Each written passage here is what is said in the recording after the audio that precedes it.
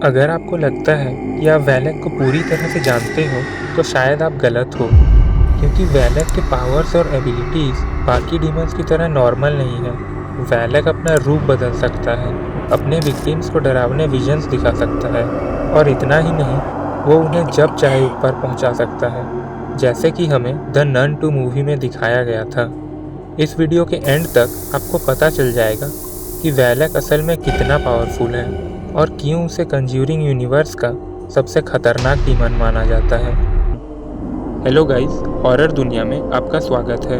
Shape shifting. वैलेक एक shape shifter है, मतलब कि वैलेक अपना रूप किसी भी जीवित या मृत इंसान में बदल सकता है, बिल्कुल वैसे ही जैसे कि हमने द नन और द कंज्यूरिंग 2 में देखा था।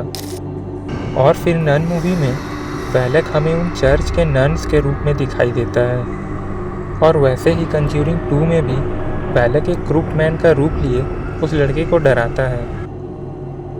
अब वैलेक ऐसे ही रैंडमली किसी का भी रूप नहीं लेता, वो किसी ऐसे फॉर्म में बदलता है जिससे कि वो सामने वाले अपने विक्टिम को डरा सके। इसीलिए वो किसी ऐसे चीज़ में बदलता है जिससे उसका विक्टिम रिलेट करता हो या फिर उसके साथ काफ़ी डीप रिलेशन हो। द नन मूवी में उस चर्च की सारी नन्स और सिस्टर आयरीन का कनेक्शन कहीं ना कहीं नन्स से जुड़ा हुआ था, इसीलिए काटा मोनेस्ट्री के चर्च में वैलेक उन्हें नन के रूप में दिखता है।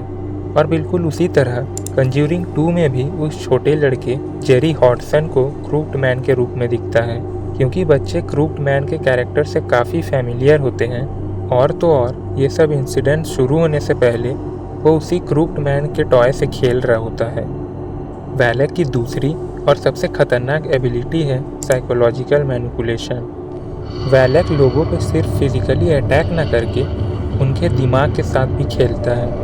वैलेक अपने विक्टिम्स के माइंड को धीरे धीरे मैनिपुलेट करता है ताकि वो मेंटली वीक हो जाए और उन्हें कंट्रोल करना और भी आसान हो। वैलेक अक्सर अपने विक्टिम्स को विजन्स, हेलुसिनेशंस और डिस्टर्बिंग एक्सपीरियंसेस दिखाता है। इन सब का मेन पर्पस उन्हें कंफ्यूज करना होता है।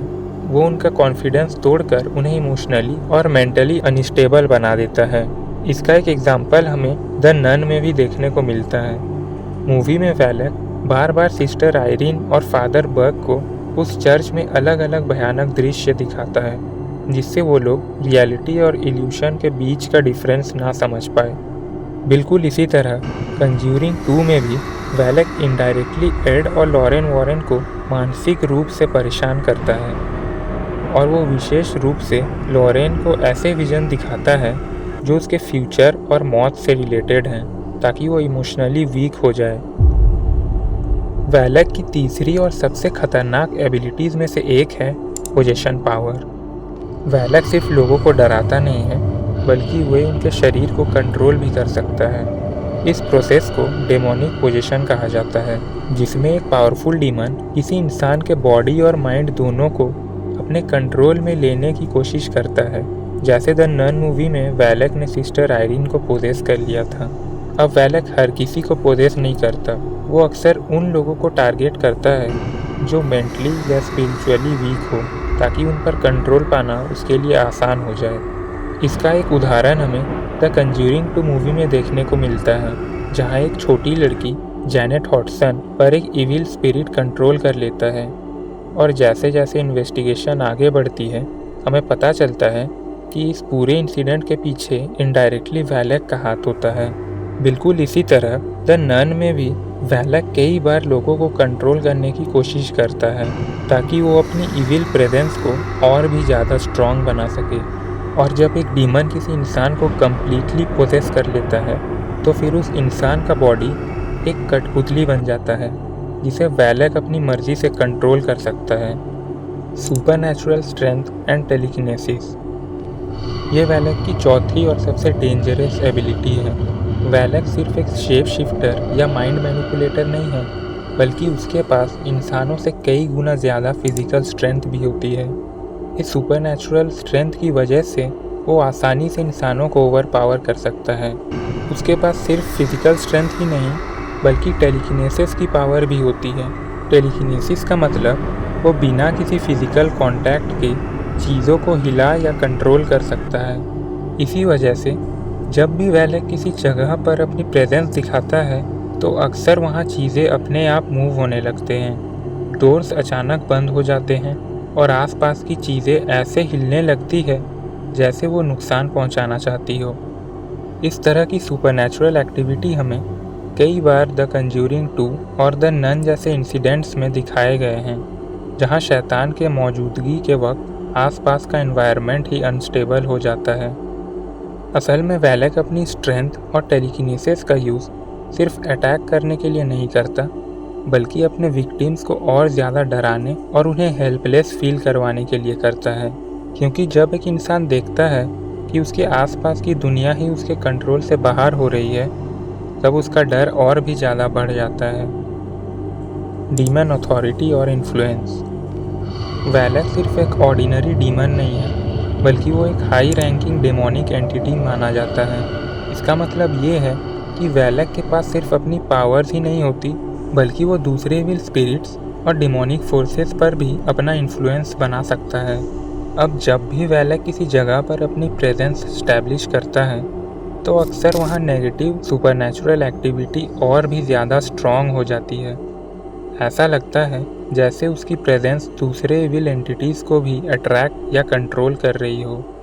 और 30 लीजन्स ऑफ स्पिरिट्स वैलेक का ऑर्डर फॉलो करते हैं। एक लीजन मतलब 6666 स्पिरिट्स, यानी कि वैलेक लगभग 2 लाख स्पिरिट्स को कंट्रोल करता है।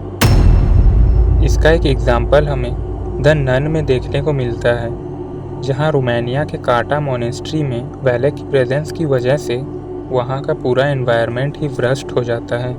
वो मोनेस्ट्री एक तरह से डेमोनिक एनर्जी का स्रोत बन जाता है। बिल्कुल इसी तरह द नन 2 में भी हमें दिखाया जाता है कि वैलेक अलग अलग जगहों पर अपना प्रभाव फैला रहा होता है, जिससे सुपरनैचुरल इंसिडेंट्स और भी खतरनाक हो जाते हैं। और इनडायरेक्टली वैलेक का इन्फ्लुएंस द कंज्यूरिंग 2 के इवेंट्स में भी फील होता है, जहां वो बैकग्राउंड में रहकर भी सिचुएशंस को मैनिपुलेट करता है। जहां पे वो उस बिल विल्किंस, जो कि उस घर के मालिक की आत्मा थी, उसको अपने वश में करके हॉर्सन फैमिली को डरा रहा था।